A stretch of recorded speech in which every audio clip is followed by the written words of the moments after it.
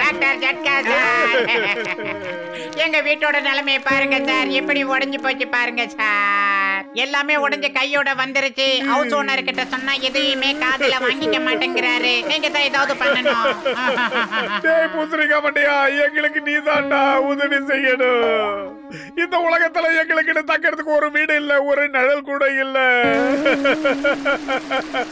அட மோட்டு, என் உயிர் நண்பா, என் உடன்பிறா சகோதரா, நீங்க 2 பேரும் கவலைப்படாதீங்க, தைரியமா இருங்க. நான் உங்களுக்கு ஒரு ஹியூமன் ஹவுஸ் தரேன்.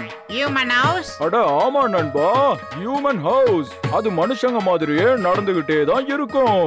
அது பேசவும் செய்யும். நீங்க விரும்பின இடத்துக்கெல்லாம் அத கையோட கூட்டிட்டு போகலாம். உண்மைதான்பா. ஜெய் ஹோ! டேய் பூசணிக்கா மண்டையா, எங்கடா இருக்கு அந்த வீடு? எங்க இருக்கு? சீக்கிரமா குடுறா, சீக்கிரமா குடு.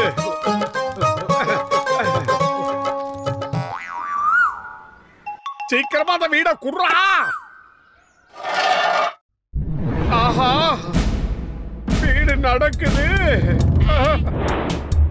பாக்குது. Good morning doctor ஜட்கா.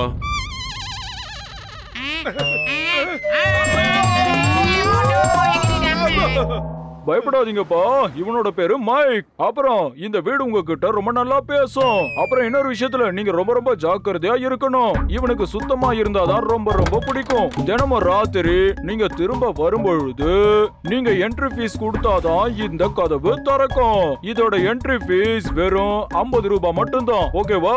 50 ரூபாய் என்ட்ரி ஃபீஸா? ஆமாப்பா, அது தன்னோட மெயின்டெனன்ஸுக்காக தான் என்ட்ரி ஃபீஸை வாங்குது. இந்த வீடு தானே சுத்தமா வச்சுக்கும், சின்ன ஆளுக்கு கூட இருக்காது. எனக்கு ஓகே, எனக்கு ஓகே. வா பத்துலு, இவனை கூட்டிட்டு போய் நம்ம வீட்டு பக்கத்துல நாம எப்பவுமே ஜாலியா இருக்கலாம். ஓகே நண்பா, கிளம்பிடலாம். நண்பன் இல்ல, நீ என் வாடகைதாரர். நட்பு சமமானவங்களுக்கு இடையில தான் ஏற்படும். ஹவுஸ் ஓனருக்கும் வாடகைதாரருக்கும் இடையில ஏற்படாது. டேய் மண்டையா, மோட்டு, இதென்ன புதுசா இருக்கு? வீடு நடந்து வந்துகிட்டு இருக்கு. டேய் இந்த வீட பூசணிக்கா மண்டையா எங்களுக்கு பரிசா கொடுத்துருக்காண்டா. இனிமே எங்களுக்கு தங்க வேற வீடு தேவையா இல்ல, இது போதும். எப்படி மிஸ்டர் மைக், கதவை தரங்க, நாங்க உள்ள போகணும். Entry fees 50 rupees. அதுவும் அங்க என் உண்டியல் இருக்கு, அதுல தான் போடணும். நாங்க என்ன நினைச்சோம்னா அந்த பூசணிக்கா மண்டையா என்ட்ரி ஃபீஸ் எங்க கிட்ட போய் சொல்லிருக்கான்னு நினைச்சோம். உண்மையிலேயே உனக்கு என்ட்ரி ஃபீஸ் வேணும்னா சாயங்காலம் வரைக்கும் பொறுத்துரு. சாயங்காலம் நீ தரலன்னா நீங்க எதுவும் பீதி அடையாதீங்க. நாங்க தரலனால பரவாயில்ல, எங்களோட நெருங்கிய நண்பர்கள் யாராவது தருவாங்க, கவலையே படாதீங்க. ஓகே, நண்பர்கள் தருவாங்களா? வீட்டுக்குள்ள போய் பார்க்கலாம் என்னென்ன பொருளா இருக்குன்னு. ஆஹா, பிரமாதமா இருக்கு. கல்லு இருக்கு, கிளி இருக்கு. ஆஹா, ஓஹோ. செருப்பை கலட்டிட்டு அதுக்கப்புறம் வீட்டுக்குள்ள போங்க. வீட்டை எப்பவும் சுத்தமா வச்சுக்கணும். செருப்புல இருக்கிற அழுக்கு வீட்டுக்குள்ள வந்தா அதனால பல வியாதிகள் உருவாகும். அதனால வெளியில விடுங்க. ஏய், சும்மா வாய்க்கு வந்தபடி எல்லாம் பேசாத. நான் செருப்பை கழட்ட மாட்டேன். உன்னால என்ன பண்ண முடியும்? ஆஹா, நம்பியாதமா. வேண்டாம், அடிக்காத, தயவு செஞ்சு அடிக்காத, கழட்டிடுறேன்.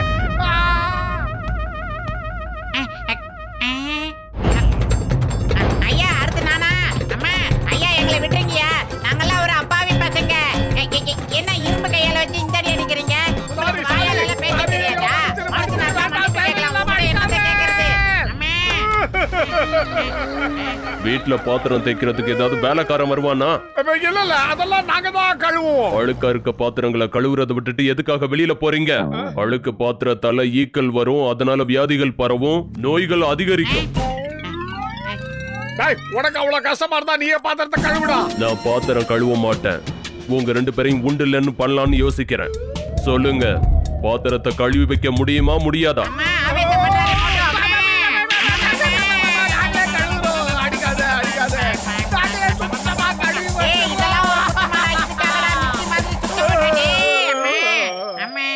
கதவை தர, நாங்க உள்ள வந்து பாத்திரத்தெல்லாம் நல்லா கிளீன் பண்ணி வச்சிடுறோம். முதல்ல என்ட்ரி ஃபீஸ வைங்க. எங்க கிட்ட இப்ப காசே இல்ல. காசு வாங்க தான் நாங்க அப்படியே வெளியே கிளம்பணும். இப்ப நீயே சொல்லு, பாத்திரம் கழுவ நாங்க உள்ள வரணுமா இல்ல காசு கொண்டாட வெளியே போணுமா? சீக்கிரம் சொல்லு. அழுக்கான பாத்திரத்தை இப்படியே போட்டுட்டு உங்களை போக விட மாட்டேன்.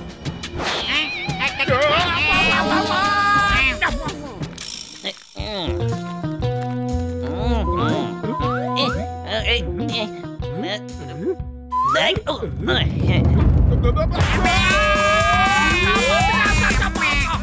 உனக்கு என்ன பண்ற பாறா அந்த பூசணிக்காய் மண்டையில போய் வச்சுக்கறடா முதல்ல இந்த வீட்டை வித்ததுக்கு அப்புறம் கோடிக்கணக்கான பணத்தை யார் சம்பாதிப்பாங்க? பிரமாதம் பாஸ், பிரமாதம். அருமையான பஞ்ச் டயலாக் சொன்னீங்க. இன்னொரு தடவை இந்த டயலாக சொன்ன மூஞ்சிய உடைச்சிடுவேன். கோடீஸ்வரனாக போறது யாருன்னு யோசி. உங்களுக்கு இதுக்கு கூட பதில் தெரியலையா? திரு திருன்னு முழிக்கிறீங்க. இந்த வீட்டை விற்க போறது நானு, கோடீஸ்வரனாக போறதும் நானு. அடோ ஜான் அண்ணாச்சி, நீங்க எந்த வேர்ல்டு பேங்குக்குள்ள வேணாலும் நுழையலாம், ஆனா இந்த வீட்டுக்குள்ள மட்டும் நுழைய முடியாது. இந்த ஜானுக்கே சேலஞ்சா? சரி, அதையும் பார்த்துடலாம். ஐயாவோட திறமைய பத்தி உனக்கு தெரியாது. இப்ப நான் யாருன்னு காட்டுறேன் பாரு.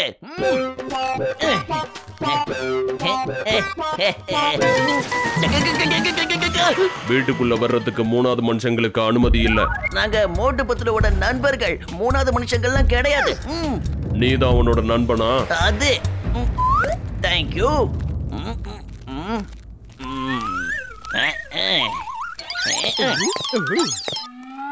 ஷூஸையும் செப்பலையும் வெளியில விடுங்க. மோட்டுவோட 50 ரூபாய் என்ட்ரி ஃபீஸ் பாக்கி இருக்கு. அவன் என்கிட்ட என்ன சொன்னான்னா, அவனோட அந்த பாக்கிய அவனோட நண்பர்கள் கொடுப்பான்னு. நீ அவனோட நண்பன் தானே? குடு. நான் தான் டானுக்கு பணம் கொடுத்து பழக்கமே இல்ல, வாங்குறது மட்டும்தான்.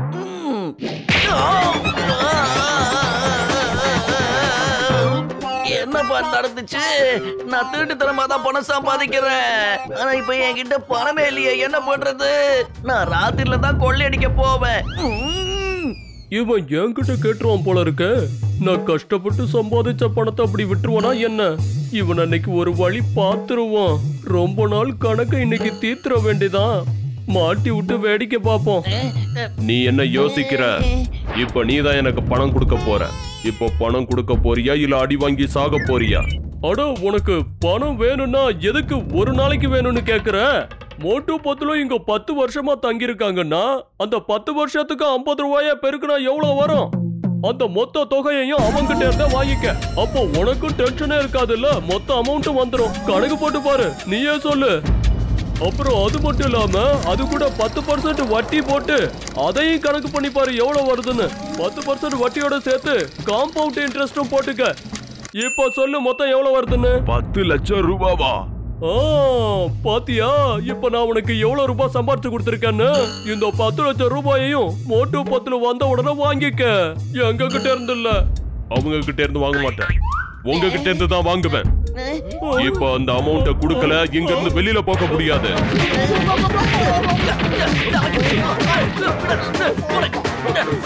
இந்தாடா, நீ கேட்ட என்ட்ரி ஃபீஸ் 50 ரூபாய். 50 ரூபாய் இல்ல, 10 லட்சம் ரூபாய கொடு.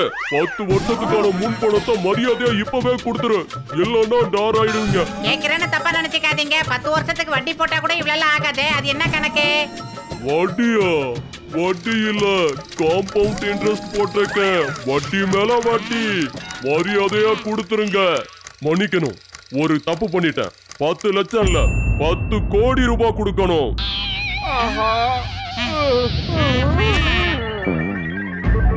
10 கோடி இல்லடா, 10 பைசா கூட தர மாட்டேன். நான் பூசணிக்காய் மண்டையை அவங்கிட்ட சொல்லி வை. பெரிய அண்ணாச்சி சொல்லி புரிய வைக்கிறதெல்லாம் அப்புறம், முதல்ல நான் உனக்கு புரிய வைக்கிறேன்.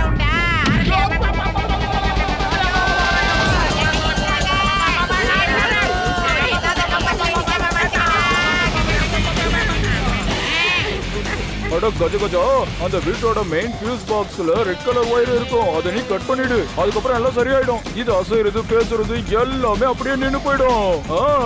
10 கோடி ரூபாய கொடு, 10 கோடி ரூபாய கொடு.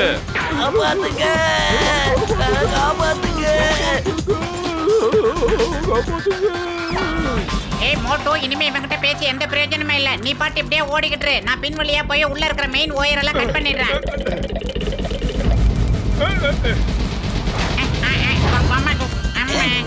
மொட்டை தலையா, உன்னால நாங்க எல்லாரும் மாட்டிக்கிட்டு முழிச்சுக்கிட்டு இருக்கோம்.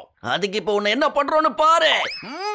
ஏற்கனவே நிறைய வாங்கிட்டு தானே இங்க வந்திருக்கேன். ஏன்னா நீங்களே அடிக்கிறீங்க. எதுக்காக நான் ஒரு வாயில இருந்த பூச்சியை போல இத்தனை பேர் அடிக்கிறீங்க? ஏய் ரெண்டனை காட்டா. ஏய் என்னடா?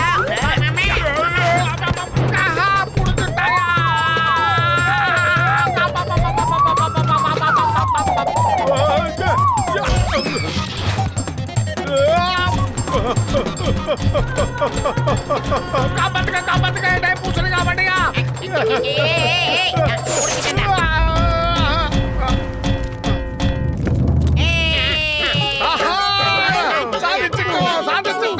நாங்க யாரு இன்னைக்கு இந்த வீட்டை கட்டுக்குள்ள கொண்டு வந்துட்டோம் நாளைக்கு நாட்டையே கட்டுக்குள்ள கொண்டு வந்துட்டோம் பத்துலு என் உயிர் நண்பா நீ மிகப்பெரிய காரியம் பண்ணிருக்கப்பா இல்லனா நாம தப்பிச்சிருக்கவே முடியாது நாம எங்க போனாலும் இவன் நம்மள துரத்திட்டே வந்திருப்பான் முதல்ல இவனை மொத்தக்கடா நான் என்னப்பா பண்ண என்னப்பா இப்படி அடிக்கிறீங்க விடுங்க 100 கோடி ரூபாயை கொடு 100 கோடி ரூபாயை கொடு இல்லன்னா